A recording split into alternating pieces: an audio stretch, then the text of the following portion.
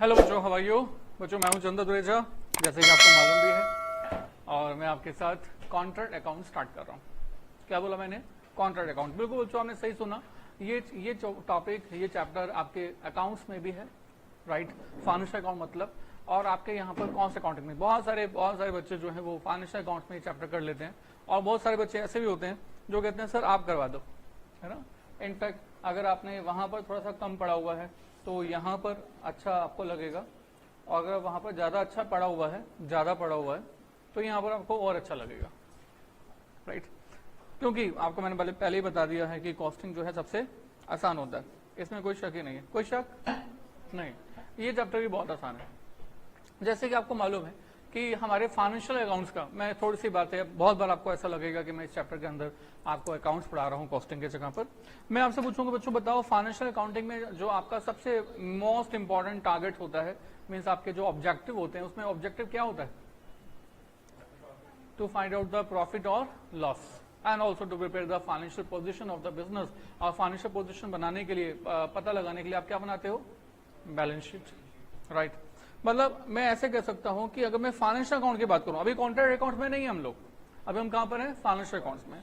तो financial accounts में जो ऑब्जेक्टिव है, फाइनेंशियल अकाउंट्स में जो ऑब्जेक्टिव है, टू फाइंड प्रॉफिट। अच्छा, जब हम प्रॉफिट बोलते हैं तो प्रॉफिट इंक्लूड्स लॉसेज ऑल्सो।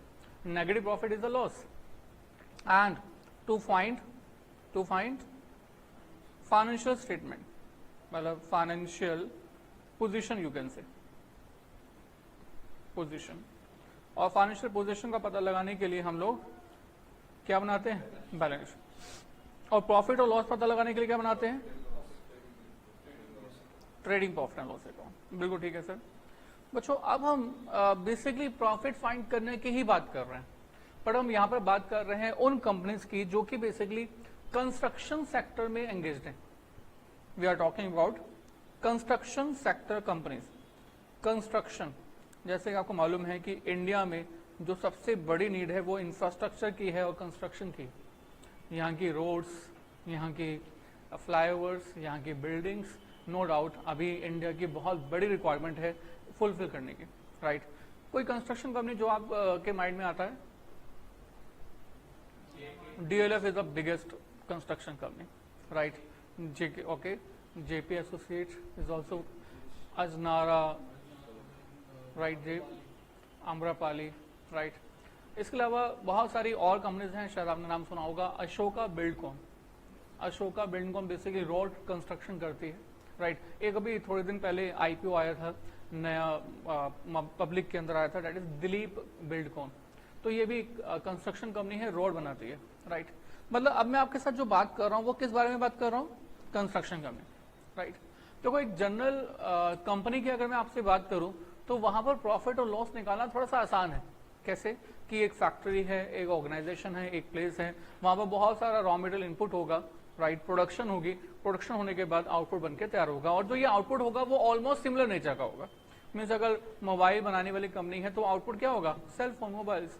अगर ये वॉच बनाने वाली कंपनी है तो नो डाउट आउटपुट क्या होगा? वॉचेस। और वॉचेस जो है वो ऑलमोस्ट सिमिलर होंगे, हो सकता है 4, 5, 6, 10 मॉडल हो, तो नो डाउट 10 जो मॉडल हैं उसी तरह की वॉचेस प्रोड्यूस होती रहेंगे, राइट। मेरे पास ये रिमोट रखा हुआ है, तो रिमोट बनाने वाली कंपनी जो है वो रिमोट बनाएगी, तो आउटपुट क्या होगा? Almost similar, right. But sir construction companies में ऐसा नहीं होता। कंस्ट्रक्शन कंपनीज के अंदर सबसे पहली बात तो ये कि कंस्ट्रक्शन कंपनीज किसी एक प्लेस पे नहीं होती, उनका जो वर्क होता है वो ऑल ओवर डिफरेंट प्लेसेस पर बटा होता है। लाइक सपोज करो, मैं कहता हूं कि लाइक मोबाइल बनाने वाली या वॉच बनाने वाली कंपनी एक दिल्ली में सपोज करो फैक्ट्री लगा के वॉचेस बना रही है, वॉचेस प्रोड्यूस की दिल्ली में, और सप्लाई कहां कर दी? All over India, in fact all over the world. सोचो DLF कंपनी क्या ऐसा कर सकती है? मीन्स दिल्ली में, गुड़गांव में एक बिल्डिंग बनाए, और बिल्डिंग बनाने के बाद चंडीगढ़ में ट्रांसफर कर दे। क्या ऐसा हो सकता है? नहीं हो सकता। मीन्स DLF कंपनी जो है एक प्लेस पर फैक्ट्री लगाकर डिफरेंट प्लेसेस पर रोड्स को ट्रांसफर नहीं कर सकती, फ्लाईओवर्स को ट्रांसफर नहीं कर सकती, बिल्डिंग्स को ट्रांसफर नहीं कर सकती। मतलब इसका जो वर्क होता है, इसका जो काम होता है वो एक प्लेस का नहीं है, राइट। वो डिफरेंट प्लेसेस का है। अगर चंडीगढ़ में रोड बनानी है तो चंडीगढ़ में जाके ही काम करना पड़ेगा, अगर किसी शिमला में अगर सपोज करो वहां पर एक बिल्डिंग बनानी है तो वहां पर जाके ही काम करना पड़ेगा। अगर दिल्ली में बिल्डिंग बनानी है तो दिल्ली में काम करना पड़ेगा।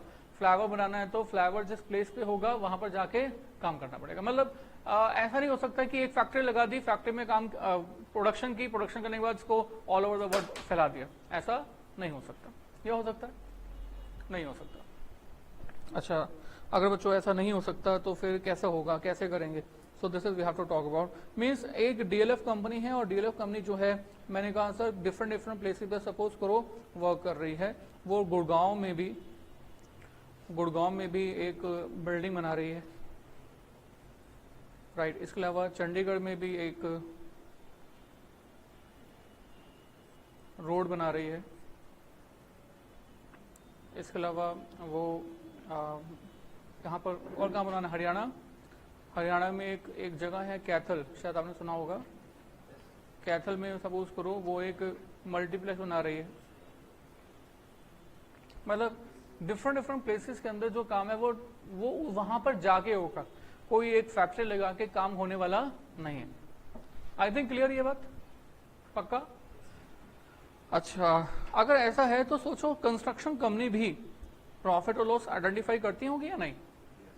ऑब्वियसली यस, कंस्ट्रक्शन कंपनीज भी प्रॉफिट और लॉस आइडेंटिफाई करती होंगी। क्या करती होंगी? हमेशा के लिए बना देती होंगी या एक पर्टिकुलर टाइम पीरियड के लिए? पर्टिकुलर टाइम पीरियड के लिए, and that time period is particularly 1 year. भाई अगर फाइनेंशियल ईयर 16-17 है तो 16-17 के लिए प्रॉफिट निकालेंगे। अगर 17-18 है तो 17-18 के लिए प्रॉफिट निकालेंगे। तो प्रॉफिट निकालेंगे, बट सर क्या हम ऐसा करें कि हम इन सबको एक साथ देखें, कंसिडर करें और एक साथ प्रॉफिट निकालें क्योंकि हम कंपनी के बारे में बात कर रहे हैं? नहीं, हमें क्या करना होगा, हर कंस्ट्रक्शन साइट का प्रॉफिट और लॉस अलग अलग आइडेंटिफाई करना चाहिए। क्यों आइडेंटिफाई करना चाहिए? ताकि हर एक कंस्ट्रक्शन साइट्स के रिलेटेड हमें इंफॉर्मेशन मालूम चले कि हम लोग हर कंस्ट्रक्शन साइट से प्रॉफिट कितना कमा रहे हैं। अगर हम लॉस ले रहे हैं तो डेफिनेटली हमें मालूम चले कि वो लॉस क्यों अराइज हो रहा है, सो दैट फ्यूचर में इस तरह का लॉस अराइज ना हो, राइट। मीन्स यहाँ पर जो है डिफरेंट प्लेसेस पर काम हो रहा है और हर एक नेचर ऑफ वर्क का जो मतलब नेचर ऑफ वर्क है वो हर एक जगह पर अलग अलग है, right. So here we have to find out the profit of each and every construction site separately, right? अच्छा, कंस्ट्रक्शन साइट सेपरेटली का प्रॉफिट निकाल के करोगे क्या? भाई वही प्रॉफिट एंड लॉस अकाउंट में ट्रांसफर कर देंगे। जब प्रॉफिट एंड लॉस अकाउंट में ट्रांसफर हो जाएगा तो डेफिनेटली पूरी कंपनी का प्रॉफिट फाइंड हो जाएगा, जो कि हमारे फाइनेंशियल अकाउंटिंग में हमारा मेन ऑब्जेक्टिव है, राइट। अब आई थिंक क्लियर हो गया है हमारे कॉन्ट्रैक्ट अकाउंट बनाने का मेन पर्पज क्या है? To identify the profit again, right. मतलब प्रॉफिट तो आप already trading profit and loss account में बनाते थे, बट वो प्रॉफिट बनाते थे पूरी कंपनी का एज ए होल। यहाँ पर हम पूरी कंपनी की एज ए होल बात हाँ जी नहीं कर रहे। हम लोग क्या बात कर रहे हैं? We are talking about the each and every company separately, each and every construction site separately, sorry, each and every construction site separately, right. तो एक छोटी सी लाइन लिखते हैं, पॉइंट नंबर 1। पॉइंट नंबर 1 क्या पॉइंट नंबर 1 है? इन contract accounts, साथ के साथ लिखेंगे, in contract accounts we will find profit oblique loss of every construction site separately of a construction company of a particular financial year. Profit so computed will be, क्या करेंगे? Profit so computed will be transfer to, हाँ जी, companies profit and loss account. हाँ जी सही है ना? इस तरह से जो आप प्रॉफिट फाइंड करोगे इसका क्या करोगे, इसको हम कंपनी के प्रॉफिट एंड लॉस अकाउंट में ट्रांसफर कर देंगे। am I right?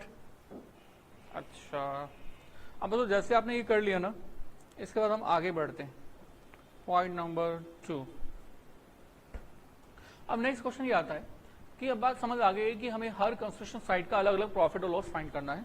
Her construction site का प्रॉफिट और लॉस अलग अलग आइडेंटिफाई करने के लिए नो डाउट मुझे रेवेन्यू, जैसे मैं गुड़गांव वाले प्रोजेक्ट की बात कर रहा हूँ, तो गुड़गांव वाले प्रोजेक्ट में मुझे दो चीज कंसिडर करनी चाहिए, number 1 cost and number 2 revenue, right.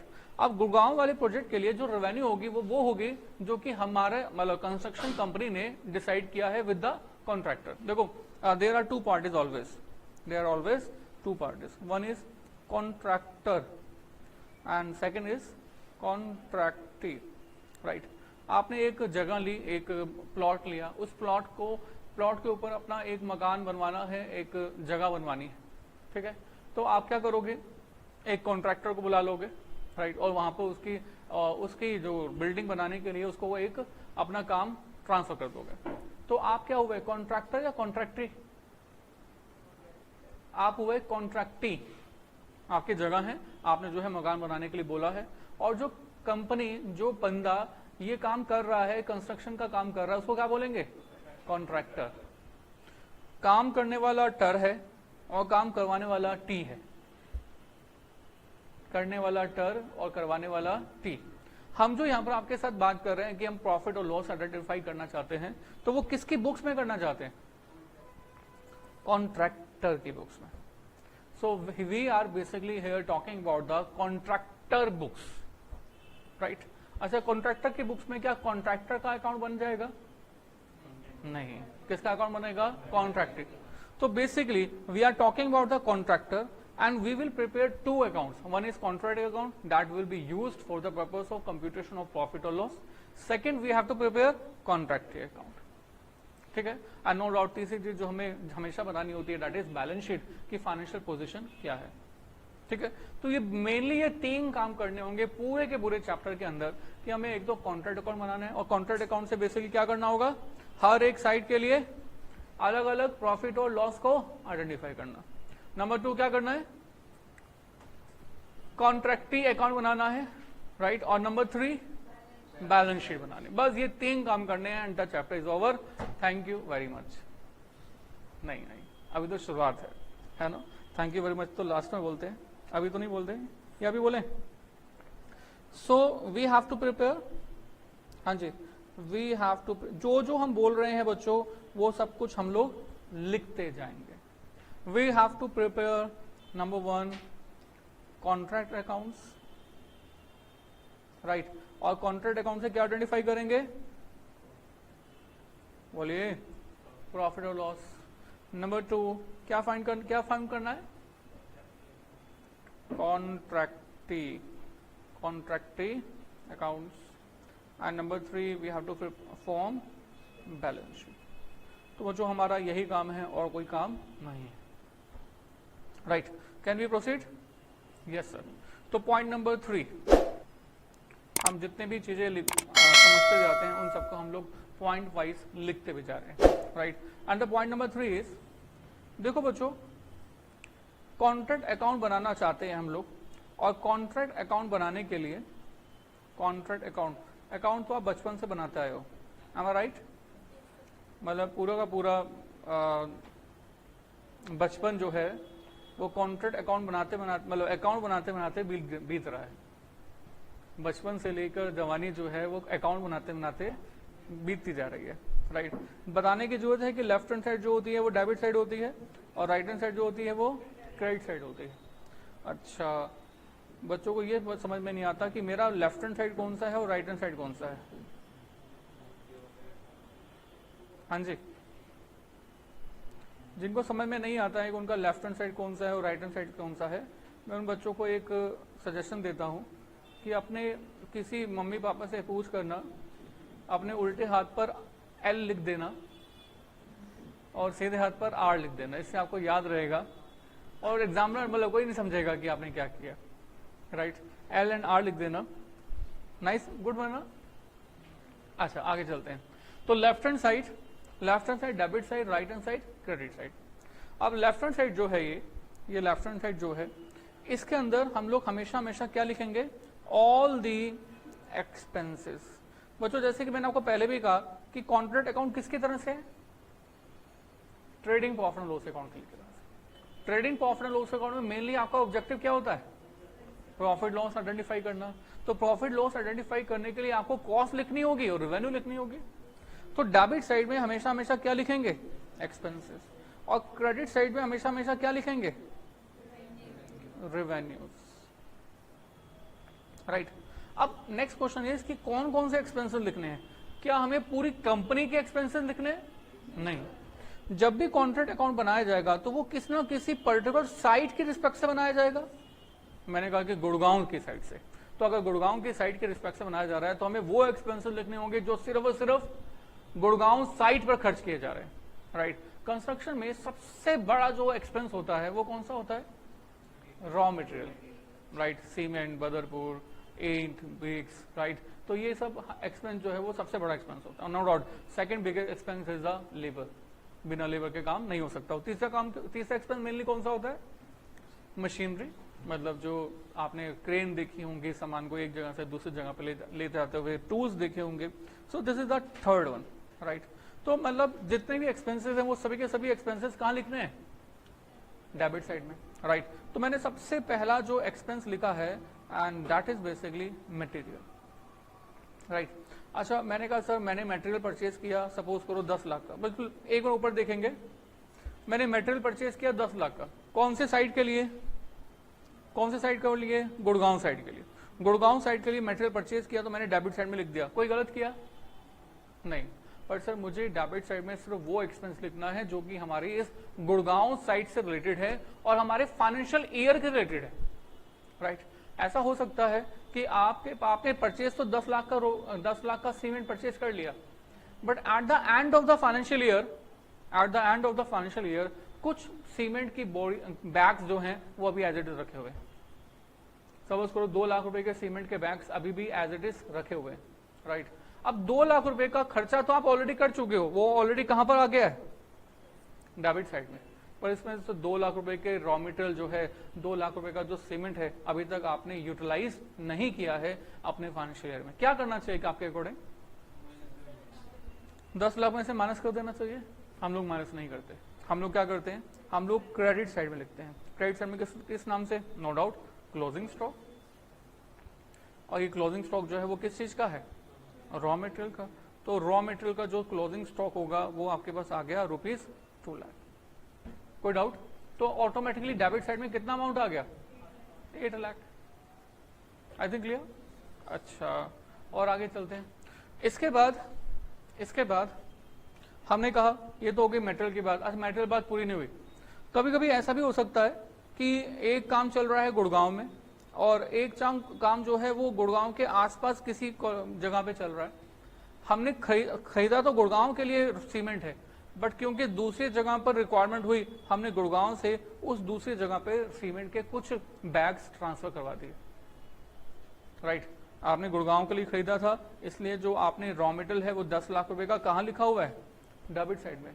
But इसमें से कुछ रुपए का रॉ मटेरियल यानी कि कुछ सीमेंट के पैकेट्स, बैग्स जो हैं आपने दूसरी साइड पर ट्रांसफर कर दिया, राइट। अब बताओ क्या 10 लाख रुपए डेबिट में जो लिखा है इज इट करेक्ट, क्या करना चाहिए, और माइनस कर देना चाहिए। माइनस नहीं करते हम लोग अकाउंट्स में, हम लोग क्या कर देते हैं, क्रेडिट साइड लिख देते हैं। हम लिख देंगे बाय रॉ मटेरियल ट्रांसफर्ड। अगर मैं कहता हूं कि 50,000 का है तो 50,000, what ever the cost will be. I think clear. कभी कभी ऐसा भी होता है कि हमने रॉ मटेरियल मतलब सीमेंट के पैकेट्स परचेज किए, राइट, और सीमेंट्स के पैकेट्स परचेज किए और हमने इसको अपने पास रखा और बारिश आ गई। जब बारिश आ जाएगी तो सीमेंट के पैकेट्स का क्या होगा, वो खराब तो नहीं होंगे, वो पत्थर बन जाएंगे, सॉलिड हो जाएंगे। सीमेंट के क्या नेचर है, सीमेंट जो है जब तक वो सूखा है तब तक वो आपको एक पाउडर सा फील होगा, पर जैसे ही उसमें पानी डाल दिया और कुछ समय के लिए उसको रख दिया तो वो क्या बन जाएगा, सॉलिड पत्थर सा। तभी तो ये दीवार बिल्डिंग जो है वो इतनी सॉलिड बनती है, राइट। पानी गया और सीमेंट के पैकेट जो है वो सॉलिड बन गए। अब वो सीमेंट का कहीं पर यूज होगा? नहीं होगा। अच्छा, ये कौन सा लॉस है, नॉर्मल लॉस या एबनॉर्मल लॉस? बच्चों, लॉसेस दो तरह के होते हैं। आई रिपीट, लॉसेस दो तरह के होते हैं। एक को हम बोलते हैं नॉर्मल लॉसेस। वैसे ये बहुत सारे चैप्टर्स में है, एक यहाँ पर भी है, इसलिए हम इसको यहाँ पर थोड़ा सा डिस्कस कर रहे हैं। Second is abnormal loss. One is normal loss and second is abnormal loss. Normal loss क्या होता है? वो लॉस जिसका होना स्वाभाविक है, वो लॉस जिसका होना स्वाभाविक है। स्वाभाविक मतलब जो होगा ही होगा, जिसको हम रोक नहीं सकते, जिसको हम कंट्रोल नहीं कर सकते, तो वो लॉस क्या होगा? Normal loss, right. विल इसको क्या कहा हमने? विल डेफिनेटली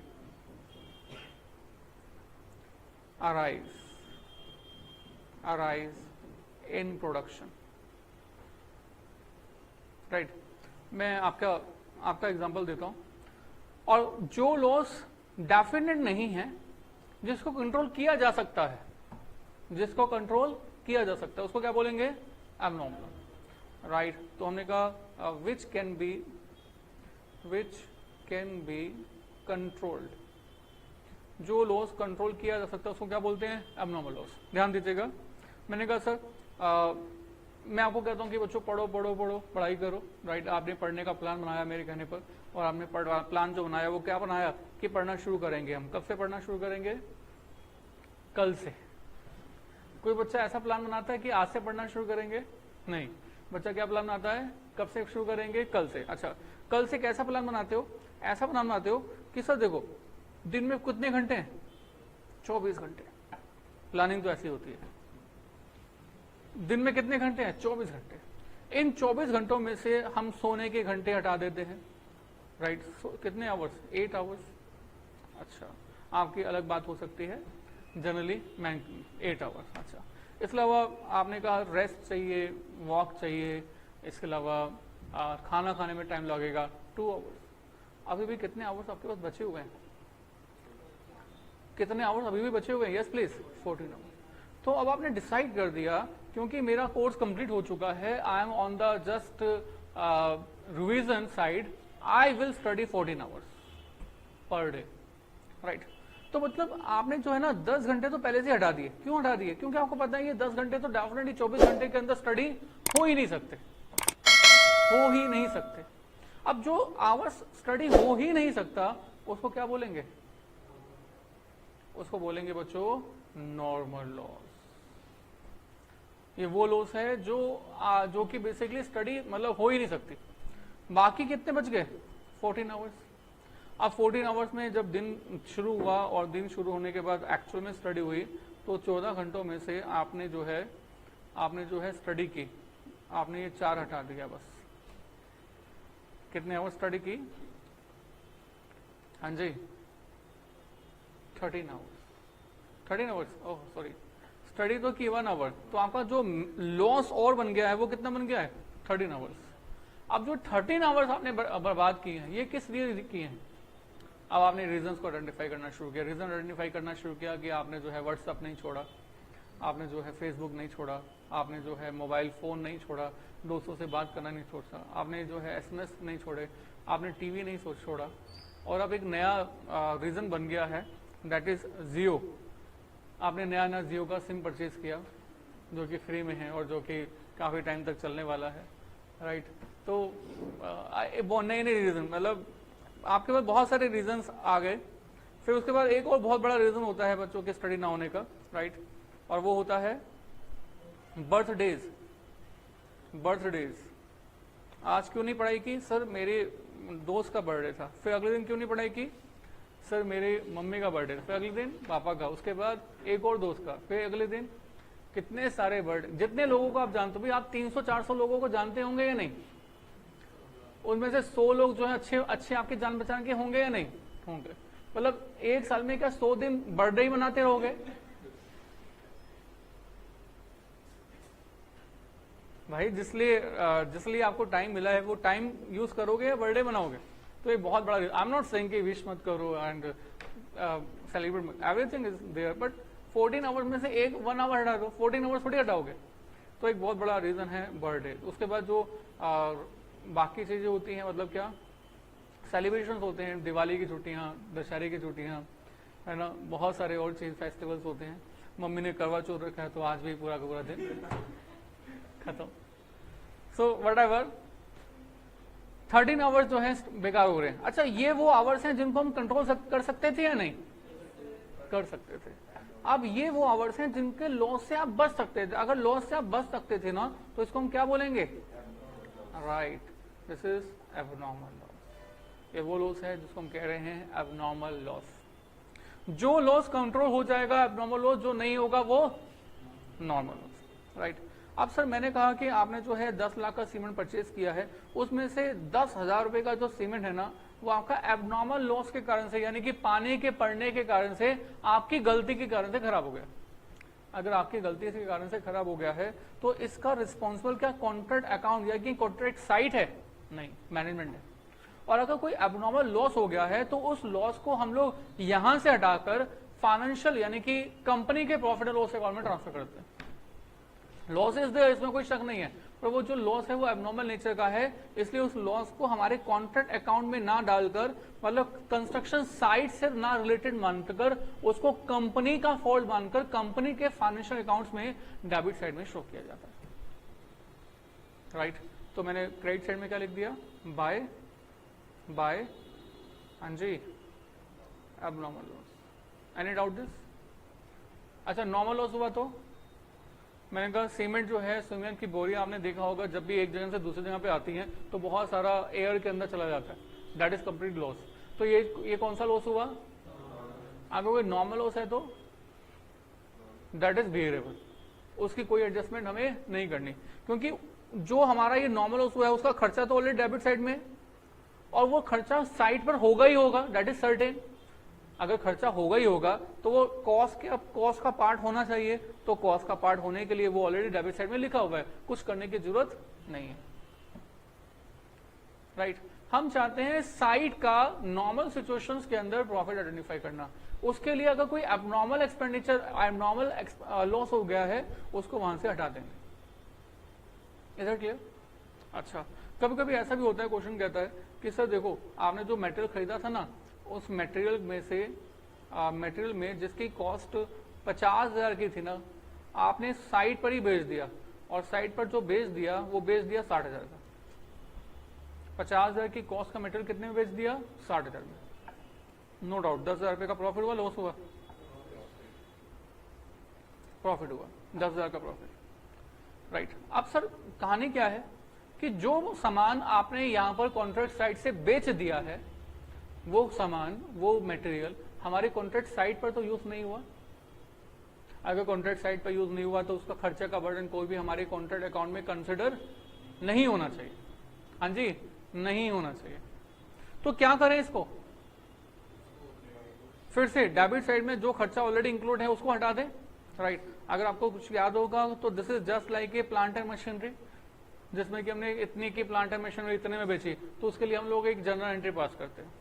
जर्नल एंट्री क्या पास करते हैं? Bank account debit.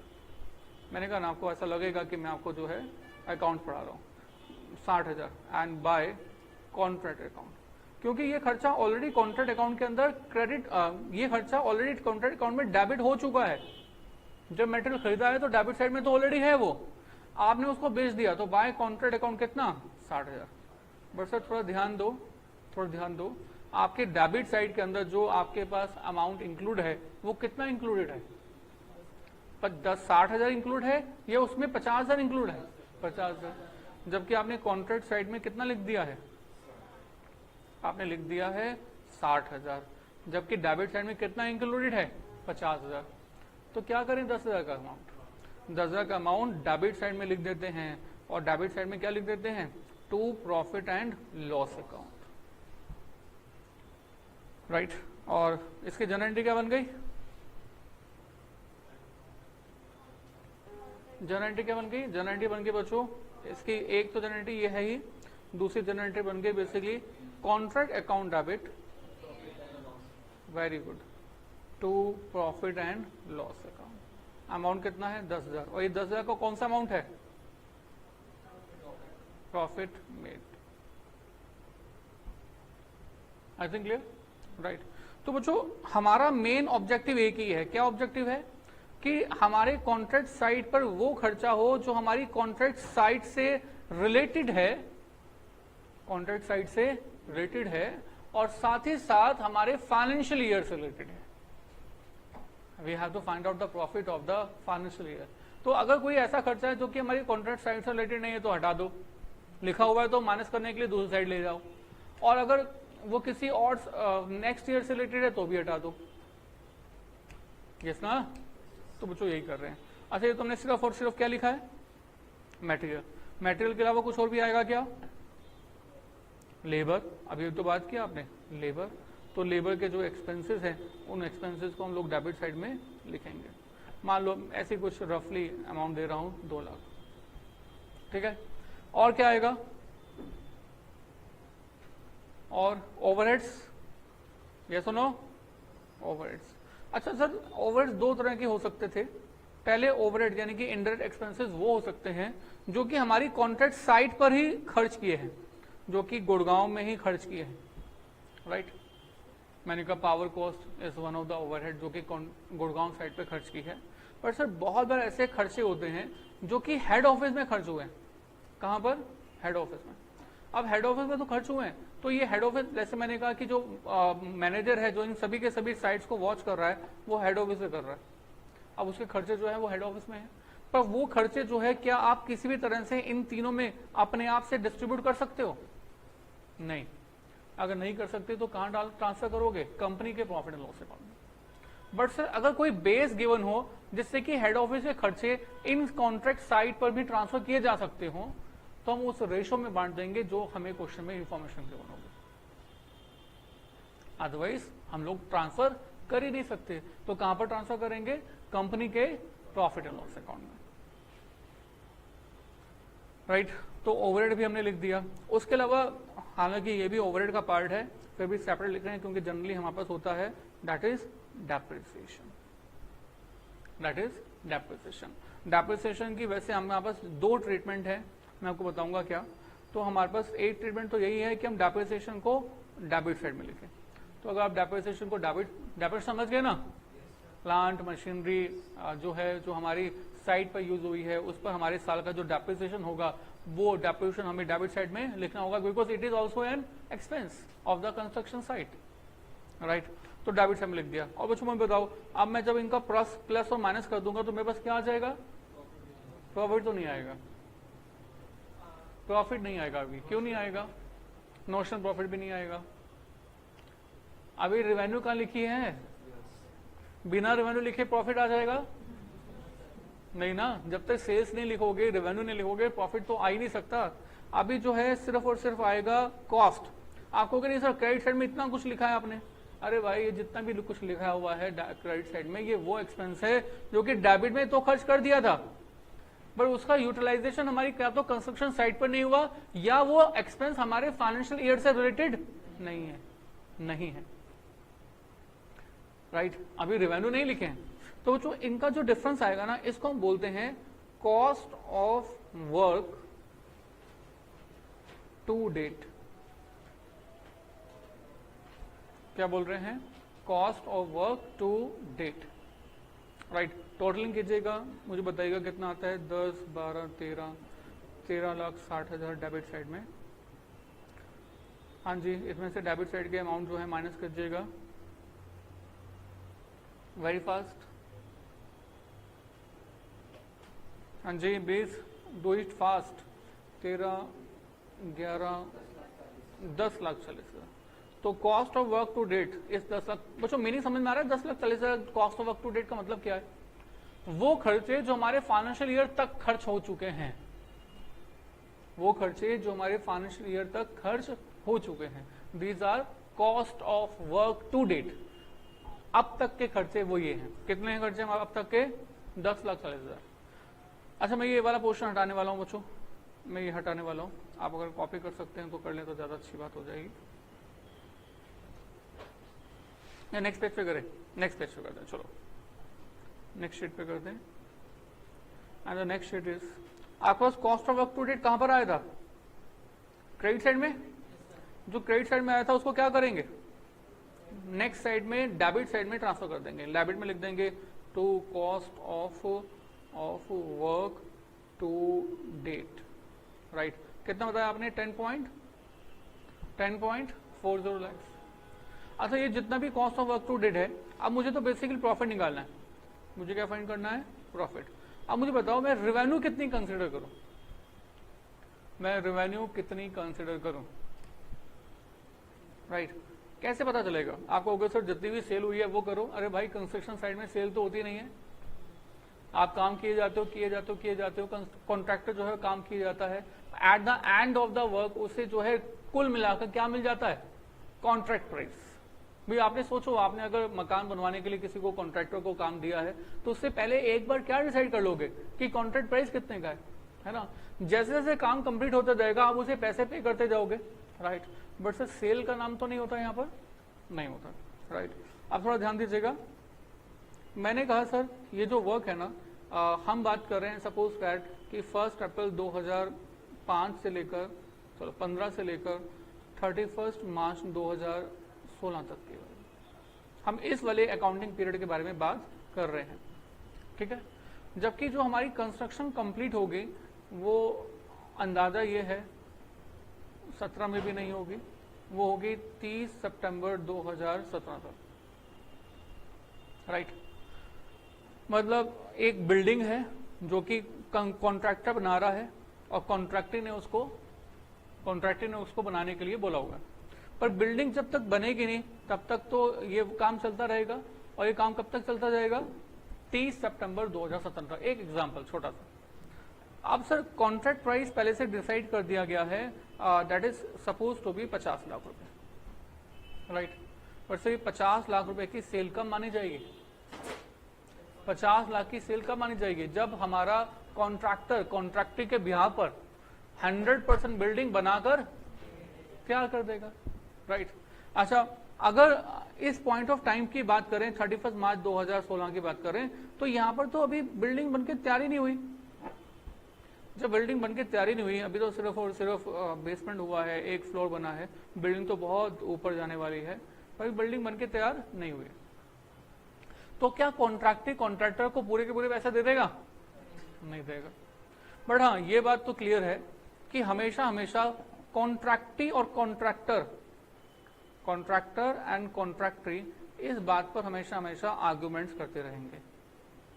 कॉन्ट्रैक्टर हमेशा ये प्रूव करने की कोशिश करेगा मैंने तो ज्यादा से ज्यादा काम कंप्लीट कर लिया। वो क्या कहेगा कि भाई जो मेन काम तो है वो तो नीचे वाला होता है, वो कंप्लीट हो गया, तो बस बिल्डिंग खड़ी करनी है। और कॉन्ट्रैक्टर क्या कहेगा? अभी तूने किया ही क्या है, अभी तो आपने किया ही क्या है, राइट। ऐसे इसलिए कर रहे हैं कि कॉन्ट्रैक्टर को पता है अगर मैं ये प्रूव कर दूंगा कि मैंने बहुत सारा काम कंप्लीट कर दिया तो इस 50 लाख रुपए का ज्यादा हिस्सा डिमांड कर सकता हूं। और कॉन्ट्रैक्टर को पता है अगर मैंने प्रूव कर दिया कि अभी किया ही किया है तो पैसे अभी पे नहीं करने पड़ेंगे पैसे।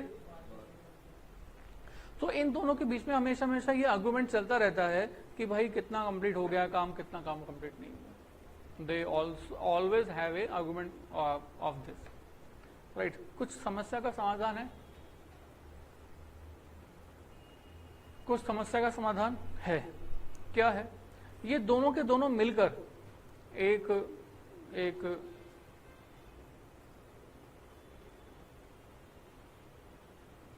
प्रोफेशनल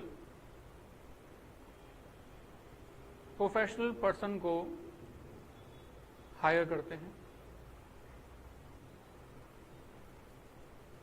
ये दोनों मिलकर एक प्रोफेशनल पर्सन को हायर करते हैं और ये जो प्रोफेशनल पर्सन है ना, ये प्रोफेशनल पर्सन ये डिसाइड करता है कि एक्चुअल में काम कितना कंप्लीट हुआ है, राइट।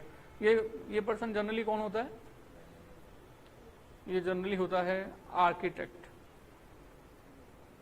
या इंजीनियर, भाई जिनको बेसिकली नॉलेज है कि भाई कंस्ट्रक्शन साइट में क्या होता है, कितना काम।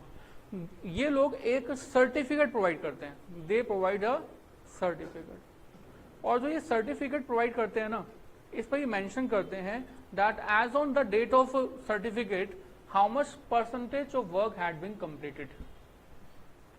सपोज करो इस आर्किटेक्ट ने ये प्रोवाइड किया कि भैया 40% काम कंप्लीट हो गया है, 40%। तो मतलब कॉन्ट्रैक्ट कितने का था? 50 लाख का। तो 50 लाख का 40% कर दो, 50 लाख का 40% अगर मैं कर दूंगा तो ये कितना आ जाता है? 20 लाख। इस 20 लाख रुपए को बच्चों हम लोग बोलेंगे that is called work certified. क्या बोलेंगे? Work certified. And that work certified will be treated as revenue. Right भाई, कॉन्ट्रैक्ट तो अभी 2.5 साल तक चलना है, 50 लाख को रेवेन्यू नहीं कंसिडर कर सकते। राइट, तो अभी तक का जितना खर्चा हो चुका है ना, उस खर्चे के बेसिस पर जो है सर्टिफिकेट प्रोवाइड किया है, इसके बेसिस पर हम लोग ये फाइंड करते हैं दैट वर्क सर्टिफाइड कितना है। और वर्क सर्टिफाइड को हम लोग किसकी तरह से ट्रीट करते हैं? Just like a sales. Is it clear? तो बच्चों, अगर मैं आपको ये कहता हूं कि इस कॉन्ट्रैक्ट अकाउंट के अंदर आपको क्रेडिट साइड में क्या लिखना है? सेल्स। तो सेल्स का जो नाम है, दूसरा नाम, उसको क्या बोलते हैं? Work certified. Work certified. Right, अभी फिलहाल मैंने क्या कहा? वर्क सर्टिफाइड कितना? 20 लाख। अच्छा, वर्क सर्टिफाइड अगर 20 लाख का है तो ऐसा कोई जरूरी नहीं है कि कॉन्ट्रैक्टर कॉन्ट्रैक्टर को 20 लाख ही देगा। This is between the agreement between these to. हो सकता है कॉन्ट्रैक्टर कॉन्ट्रैक्टर को कहे कि सर हम आपको जो है 15 लाख के भी देंगे क्योंकि अभी काम अभी ज्यादा नहीं हुआ। या हो सकता है कॉन्ट्रैक्टर कॉन्ट्रैक्टर को कहे कि हम आपको 25 लाख दे देते हैं, 20 लाख का तो काम कंप्लीट कर ही दिया है, remaining 5 lakh is advance for the next year. Right, तो this is between these two parties. We can't say कि कैश भी इतना ही होगा। This is the between these two parties. जो भी इन दोनों के बीच में बात होगी वो डेफिनेटली क्वेश्चन आपको बता देगा, उसके बारे में कोई टेंशन लेने की जरूरत नहीं है। राइट, बट हाँ इतनी बात ध्यान रखनी है कि cash received and work certified दोनों के दोनों सेम नहीं होते। राइट, अच्छा आप कहोगे सर अगर ये दोनों सेम नहीं होते फिर आप यहां पर क्यों लिख रहे हो? यहां पर तो कैश रिसीव्ड लिखो। मैं इसके लिए आपसे एक क्वेश्चन पूछूंगा। बच्चों, जब आप trading profit and loss account में सेल्स लिखते हो तो सेल्स किस बेसिस पर लिखते हो? कैश बेसिस पर या फिर एक्रूअल बेसिस पर? एक्रूअल बेसिस पर। कैश बेसिस पर तो नहीं लिखते ना वहां पर। मतलब अगर आपने 20 लाख की सेल की और आपको 18 लाख रुपए का कैश मिल गया तो आप 18 लाख लिखोगे या 20 लाख करोगे? 20 लाख लिखोगे। तो हमने यहां पर यही कह रहे हैं कि 20 लाख की हमने सेल कर दी है, कॉन्ट्रैक्टर ने 20 लाख रुपए का काम कंप्लीट कर दिया है। कैश चाहे कम मिला हो चाहे कैश ज्यादा मिला हो। अगर मान लो 18 लाख रुपए का कैश मिला है 20 लाख में से, तो 2 लाख जो नहीं मिले वो क्या बन जाएंगे? डेटर्स। 20 लाख का काम कंप्लीट कर दिया, 18 लाख रुपए कैश मिल गया, अभी कितने पैसे नहीं मिले? 2 लाख। जो 2 लाख अभी जो नहीं मिले वो फ्यूचर में रिसीव होंगे, तो ये 2 लाख रुपए क्या बन जाएगा? डेटर्स। और जो डेटर्स होते हैं वो बैलेंस शीट में आते हैं। यस ना? तो बच्चों, कहने मतलब ये कि हमने वर्क सर्टिफाइड के नाम से हमने क्रेडिट साइड लिख दिया, क्योंकि हम लोग जब भी अकाउंट बनाते हैं वो किस बेसिस बनाते हैं? एक्रूअल प्रिंसिपल पर। Right, is it clear? अच्छा, अब इसके बाद अब जो डिफरेंस आ जाना चाहिए उसको हमें क्या कह देना चाहिए? हाँ जी,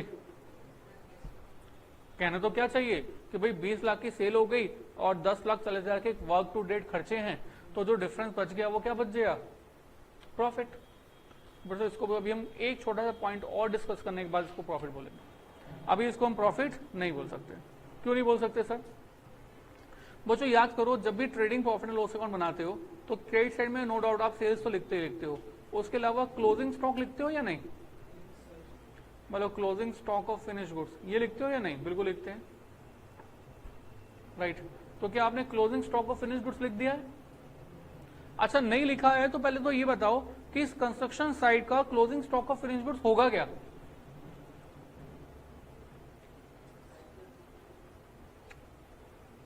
इसके लिए हम बच्चों को ऐसे समझाते हैं।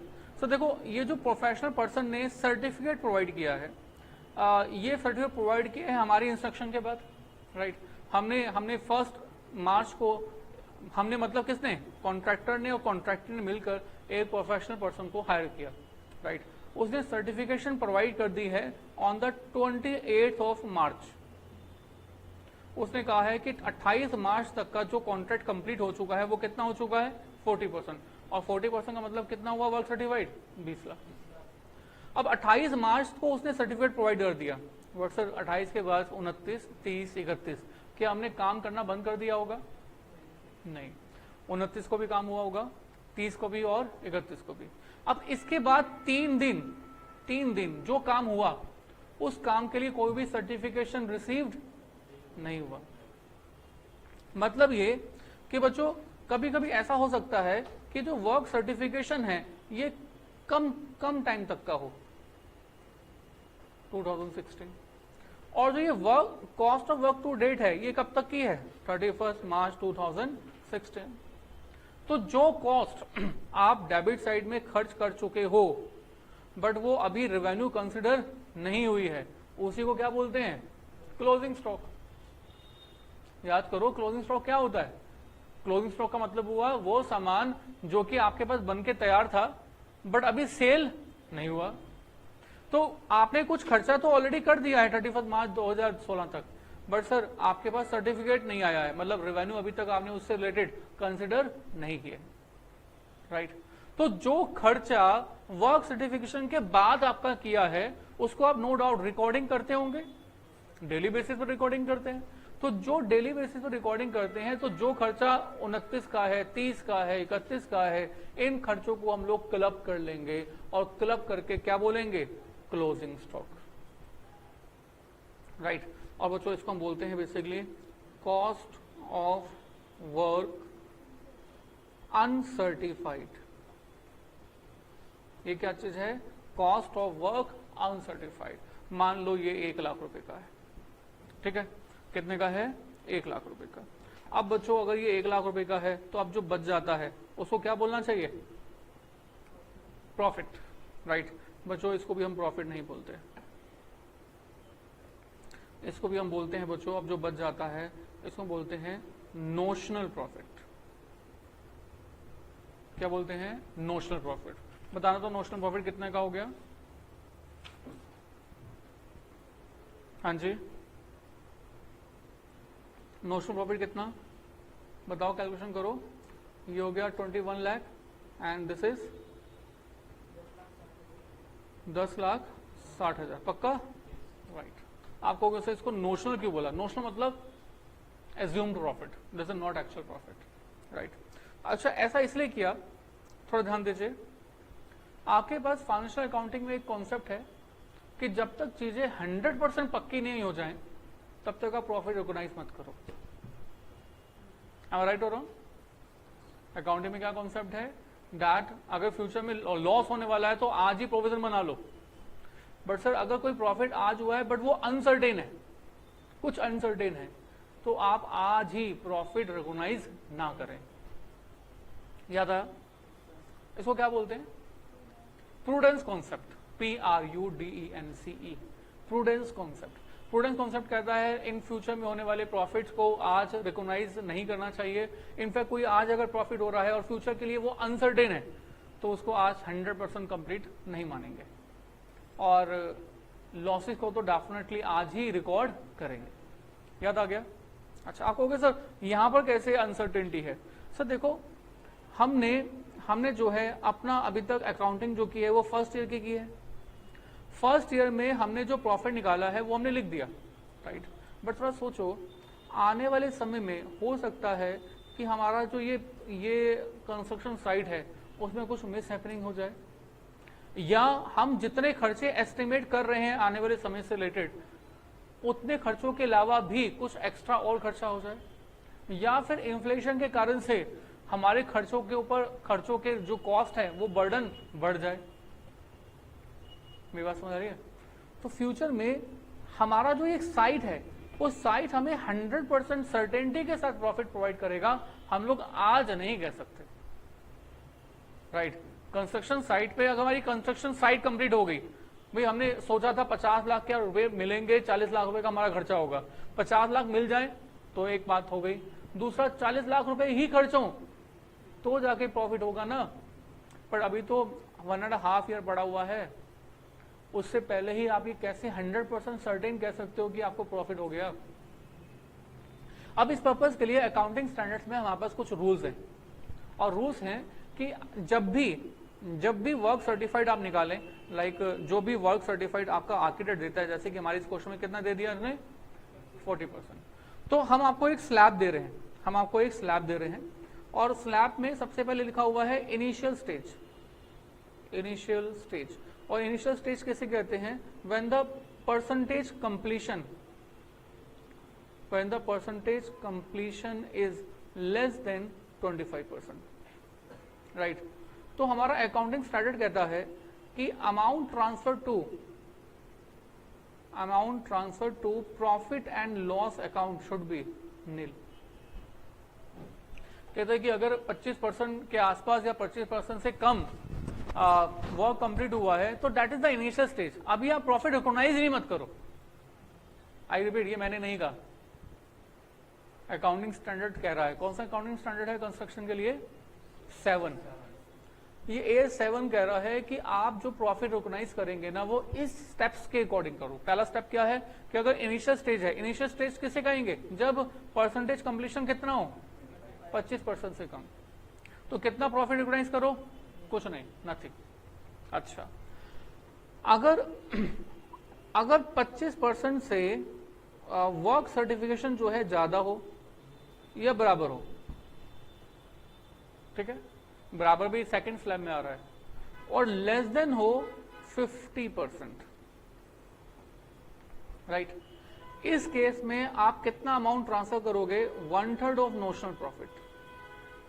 मतलब यहां पर भी कहता है कि हम अपने आप को बचा के चलेंगे, नोशनल प्रॉफिट नहीं ट्रांसफर करेंगे। कितना ट्रांसफर करेंगे?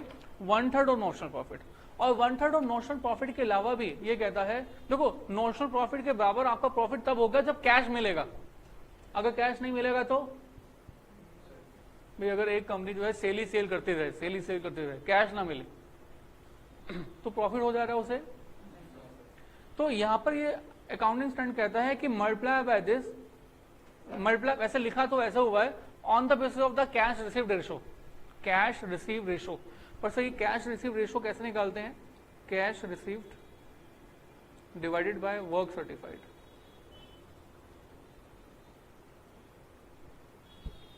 ये क्या आ गया? Cash received ratio. आई थिंक क्लियर? ओके। और बच्चों इसको कहा है work performed but not substantial, but not substantial. मतलब समझ आ रहा है क्या हुआ? काम हुआ है पर इतना बड़ा, इतना ज्यादा काम नहीं हुआ है कि आप प्रॉफिट रिकॉग्नाइज ज्यादा करने लगेंगे, राइट। अगली स्लैब है कि 50% से ज्यादा एंड लेस देन 90%, राइट। और इसमें कहता है 2/3 of notional profit into cash received, मतलब कैश रिसीव्ड रेशो है तो ये मल्टीप्लाई हो गया क्या? Cash received and divided by क्या? Work certified, right. और इसको बोलते हैं work substantial completed. And again मैं ये सब मैं नहीं बता रहा हूं, ये कौन बता रहा है? Accounting standard, right. उसके बाद नो डाउट नेक्स्ट क्या होगा? वर्क सर्टिफाइड, बोलो 90% से ज्यादा बराबर एंड लेस देन 100%। और बच्चों इस सिचुएशन में ना 1 2 3 4 आपके पास 4 फॉर्मूलाज हैं। ये 4 फॉर्मूलाज मैं अभी नहीं बताऊंगा, बाद में बताऊंगा, आप यहां पर स्पेस छोड़ दीजिएगा, राइट। और इसको हम बोलते हैं ऑलमोस्ट, वर्क ऑलमोस्ट कंप्लीटेड। भाई यहां पर काम तो ऑलमोस्ट कंप्लीट हो चुका है, कंप्लीटेड, राइट। अच्छा, work certified percentage, work certified percentage कितना? 100%। अब मुझे बताओ अगर 100% कंप्लीट हो गया है तो कितना अमाउंट प्रॉफिट, नोशनल प्रॉफिट का प्रॉफिट में ट्रांसफर कर देना चाहिए? अगर 100% काम कंप्लीट हो चुका है तो क्या कोई अनसर्टेनिटी बची? नहीं बची। तो यहां पर full notional profit transfer to profit and loss account, that is fully completed. यहां पर जो वर्क हो गया है वो कितना हो गया है? पूरा 100% काम कंप्लीट हो चुका है, राइट। तो बच्चों ध्यान दीजिएगा, प्लीज हियर, हमने कहा था ये नोशनल प्रॉफिट आ गया, इस नोशनल प्रॉफिट को हम लोग राइट हैंड साइड में शिफ्ट करते हैं, क्या लिखते हैं इसी नाम से नोशनल प्रॉफिट, राइट। और जो भी नोशनल प्रॉफिट है वो लिखेगा। इस नोशनल प्रॉफिट में से हमने एक हिस्सा कहां पर ट्रांसफर कर देना है, प्रॉफिट एंड लॉस अकाउंट में, राइट। और ये प्रॉफिट लॉस अकाउंट में कितना हिस्सा ट्रांसफर कर देना है, वो हिस्सा जो अकाउंटिंग स्टैंडर्ड हमें रिकमेंड करता है। ये डिपेंड करता है कि वर्क सर्टिफिकेशन परसेंटेज कितना है। लाइक हमारी इस एग्जांपल में वर्क सर्टिफिकेशन परसेंटेज कितना था, 40%। अगर 40% है तो 40% वाले केस में हम लोग कौन से स्लैब में है, सेकंड स्लैब में। तो कितना अमाउंट ट्रांसफर करेंगे, 1/3 of notional profit into cash receipt upon work certified. I think clear, okay. और बच्चों देखो, अगर कुछ हिस्सा आप प्रॉफिट एंड लॉस अकाउंट में ट्रांसफर कर चुके हैं तो बाकी हिस्सा तो ट्रांसफर नहीं किया।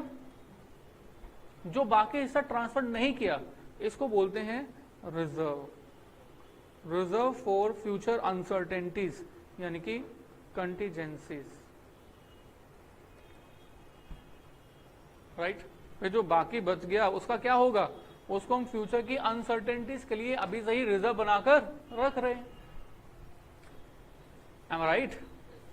तो बच्चों इसको मतलब transferred to profit and loss account, अगर मैं बात करूं 1/3 of notional profit 10.60 lakh and cash received, मैं मानता हूं कि मान लो कि पूरा पूरा कैश रिसीव हो गया 20 लाख का 20 लाख, तो बाकी अब जो बचेगा that amount will be transfer to the profit and loss. I think clear. Cash receive कितना होगा पक्का बताया होगा बच्चों, बिल्कुल टेंशन लेने की बात नहीं। अब मैंने 2-3 बातें जो आपको बताई है ना वो मैं आपको लिखवा रहा हूँ, राइट। मैंने आपको क्या क्या बताया, ध्यान से सुनिएगा। नो डाउट एक स्लैब बताइए, आपने स्लैब कॉपी किया, नहीं किया तो भी कर लेना, कोई बात नहीं। अभी हम कौन सा पॉइंट कर रहे थे, पॉइंट नंबर, जो कॉन्ट्रैक्ट अकाउंट बना रहे थे हम लोग, कौन सा पॉइंट बनाए थे, पॉइंट नंबर 3, पॉइंट नंबर 3। और अब हम ऐसा करते हैं कि जो टेबल बनाई है हमने, स्लैब बनाई है, इसको बना लेते हैं पॉइंट नंबर 4। और पॉइंट नंबर 4 के बाद मैंने यहां पर वर्ड यूज किया है परसेंटेज कंप्लीशन, है ना।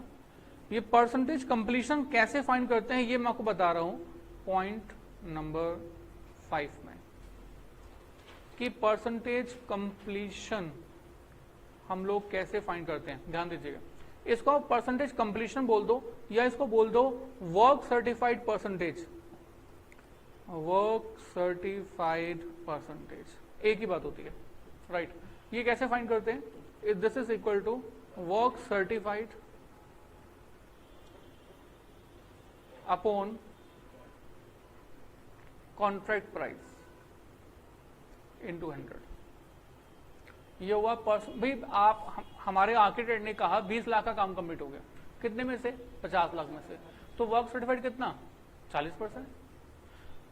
आर्किटेक्ट ने कहा 10 लाख का काम कंप्लीट हुआ है, कितने में से, 50 लाख में से, तो कितना percentage completion, 20%, 10 divide by 50 into 100, right. So this is work certification percentage. अच्छा, कैश रिसीव्ड परसेंटेज कैसे निकालते हैं, cash received divided by work certified into 100. This is called cash received percentage. I think clear? हाँ जी। Point number 6. Point number 6. और point number 6 में मैं आपको बता रहा हूँ कि वर्क सर्टिफाइड कैसे कहते हैं। हमने एक वर्ड यूज किया वर्क सर्टिफाइड। हाँ जी, क्या होता है ये?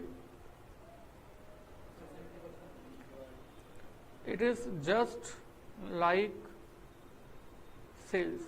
किसके जैसे है ये? सेल्स के जैसे। At the end of financial year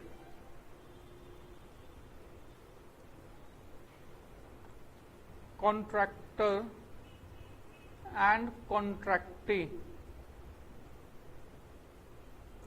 appoints a professional person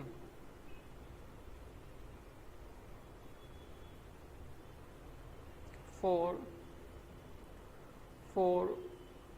certification of work completion. Such person provides a certificate and gives the value of work completed on site after, कैसे करेगा ये,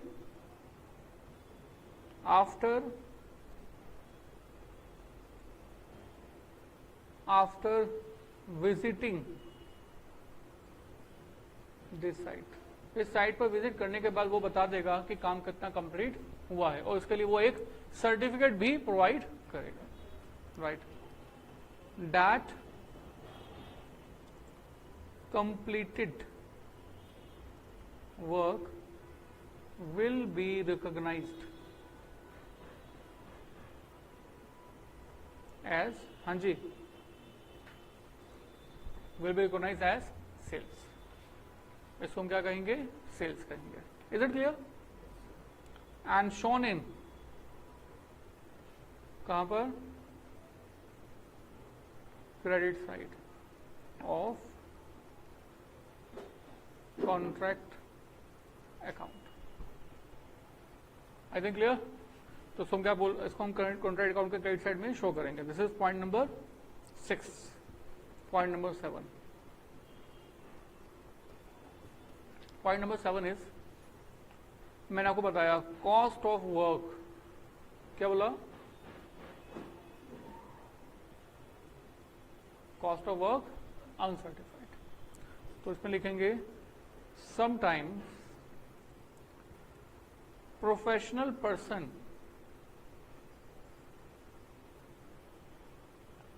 provides certificate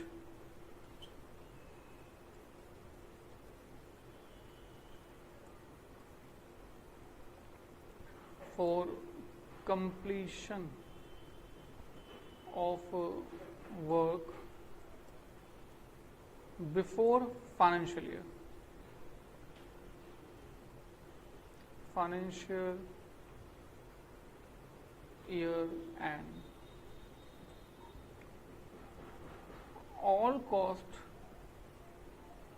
incurred on site after certificate of professional person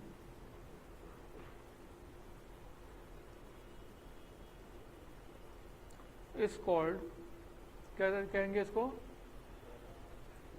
is called cost of work uncertified. It is just like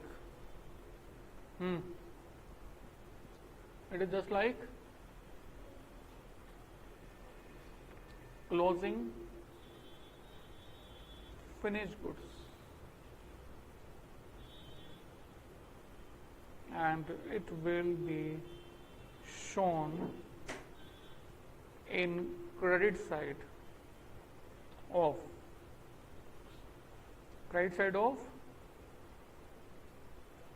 contract accounts. तो जो इसको हम लोग और कहां पे लिख देंगे, it will be shown in the credit side of the contract account. I think clear. कोई डाउट? पक्का. हम आपके साथ एक क्वेश्चन शेयर कर रहे हैं, दैट इज क्वेश्चन नंबर 1.3. पहले क्वेश्चन देखेंगे, उसके बाद वो कॉपी करते रहेंगे अगर आपके पास कुछ पेंडिंग है तो, राइट. सबसे पहले एक क्वेश्चन देख रहे हैं, question number 1.3 of our book.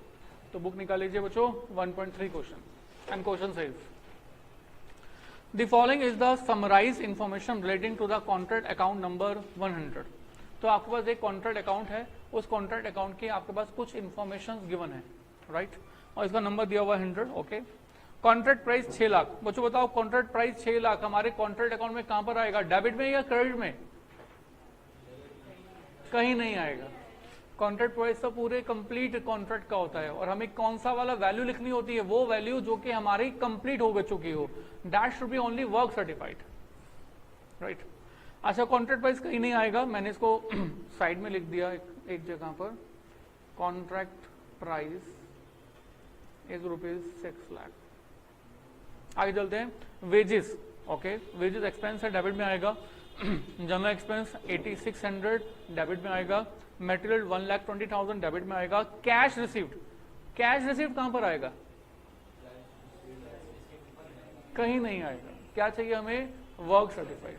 हमें कैश रिसीव्ड दिया हुआ है, बस इस कैश रिसीव्ड के बेसिस पर हम लोग वर्क सर्टिफाइड का अमाउंट आइडेंटिफाई करेंगे। तो क्या लिखा हुआ है, कैश रिसीव्ड 2,40,000 और ब्रैकेट में क्या लिखा हुआ है, 80% ऑफ वर्क सर्टिफाइड। मतलब कैश रिसीव्ड जो है वो 80% इनटू वर्क सर्टिफाइड के बराबर है,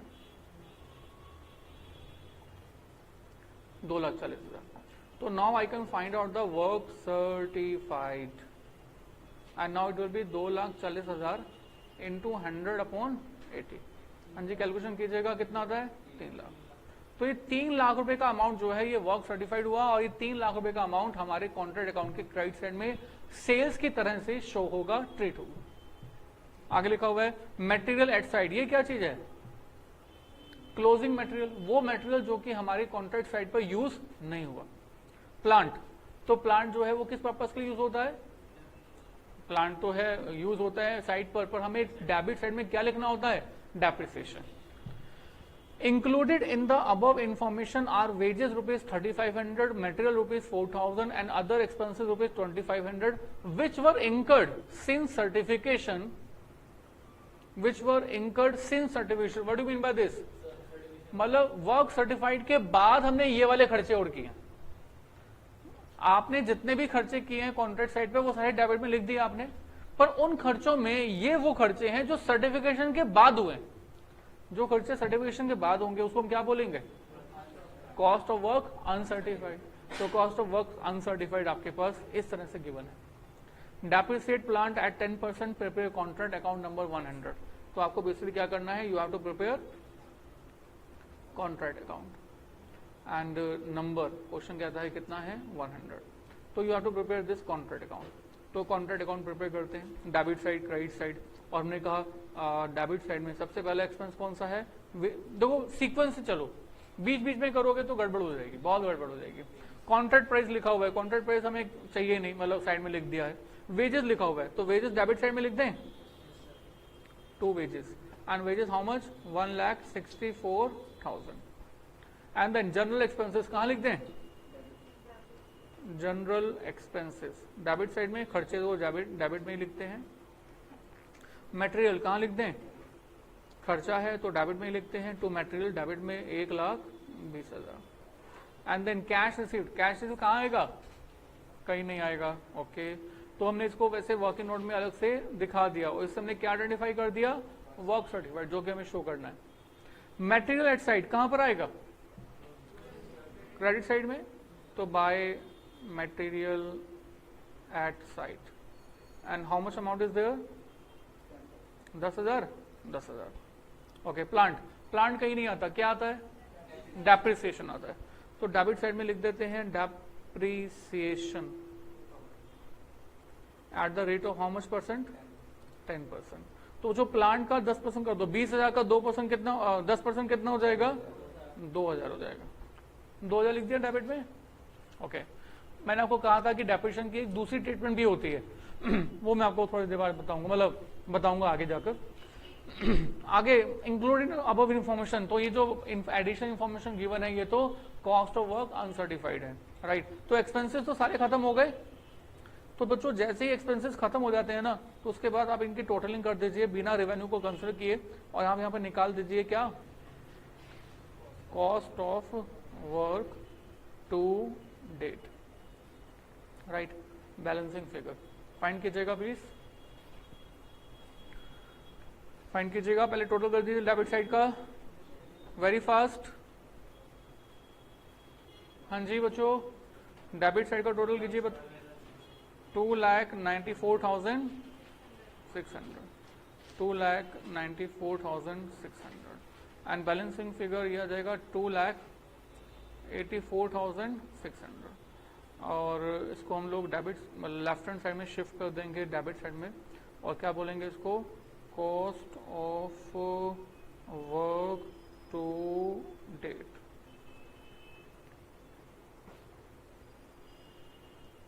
2,84,600 एनी डाउट इन दिस?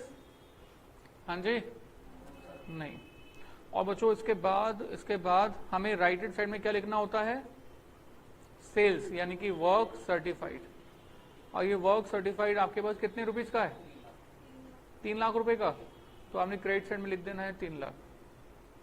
और क्या लिखना होता है कॉस्ट ऑफ वर्क अनसर्टिफाइड और ये कॉस्ट ऑफ वर्क अनसर्टिफाइड भी हमें क्वेश्चन में गिवन है कॉस्ट ऑफ वर्क अनसर्टिफाइड बच्चों गिवन है। कैसे गिवन है लिखा हुआ ना included in the above information included in the above information ऊपर वाले इंफॉर्मेशन में क्या इंक्लूड है wages 3500 material charger and other expenses 2500 which were incurred since certification मतलब वर्क सर्टिफिकेशन के बाद हमने ये वाला खर्चा किया कितना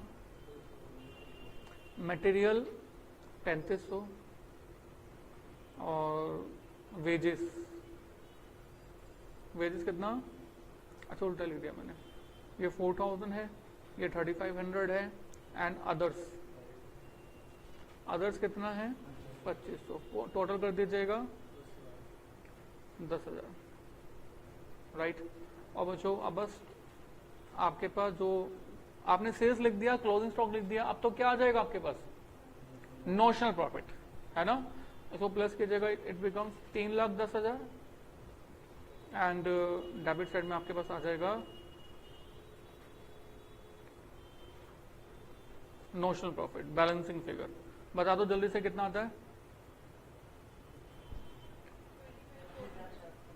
25,400 अब ये नोशनल प्रॉफिट आ गया 25,400 और जो ये नोशनल प्रॉफिट है इस नोशनल प्रॉफिट को लेकर हम लोग इस अकाउंट का ब्रेकअप अलग से दोबारा से बनाएंगे बाय क्या लिख देंगे नोशनल प्रॉफिट 25,400 और इस 25,400 के दो हिस्से कर दिए जाएंगे बच्चों कौन कौन से एक वो हिस्सा जो कि प्रॉफिट एंड लॉस अकाउंट में ट्रांसफर करना है और एक वो हिस्सा जो कि रिजर्व फॉर कंटीजेंसीज बनाना है राइट। तो जो हिस्सा प्रॉफिट एंड लॉस अकाउंट में ट्रांसफर करना है वो कैसे निकालें क्या कहते हो ये इस बात पर डिपेंड करता है कि वर्क सर्टिफिकेशन कितना है याद आया। तो बच्चों वर्किंग नोट नंबर 1 सो हमने कहा सबसे पहले मैं ये फाइंड कर लेता हूं कि वर्क सर्टिफाइड परसेंटेज कितना है या ऐसे कह लो कि वर्क कंप्लीटेड परसेंटेज कितना है और ये वर्क कंप्लीटेड परसेंटेज कैसे फाइंड करते हैं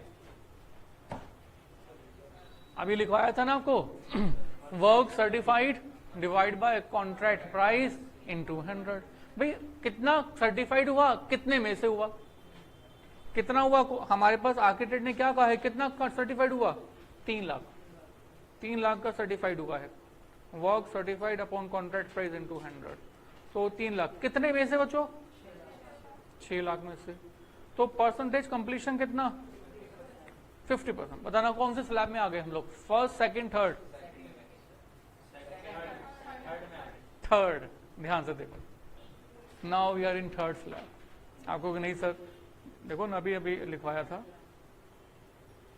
हाँ जी 50% इक्वल टू कौन से स्लैब में है थर्ड स्लैब में ठीक है। तो मतलब कौन सा फॉर्मूला 2/3 ऑफ नोशनल प्रॉफिट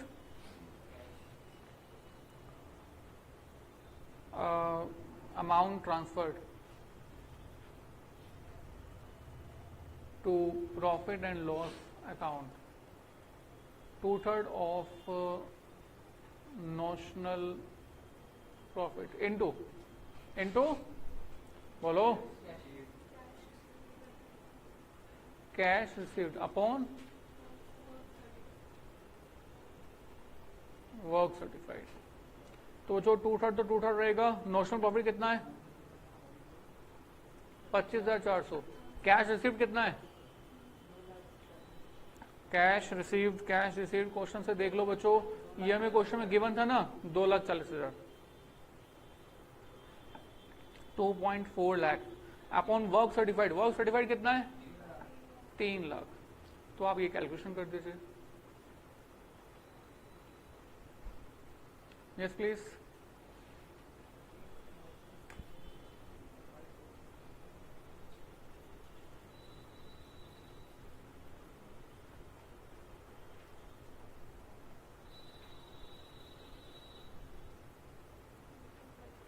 हाँ जी 13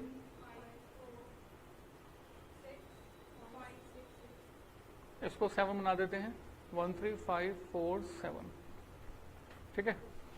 सो 13547 और बाकी जो बच जाएगा उसको हम क्या बोलेंगे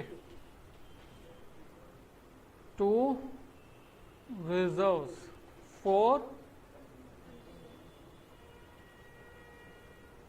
कंटीजेंसीज बैलेंसिंग फी। मतलब ये पैसा हमने फ्यूचर में बचा के रख लिया है, कोई अनसर्टेनिटी के लिए इस पैसे को हम यूज कर सकते हैं।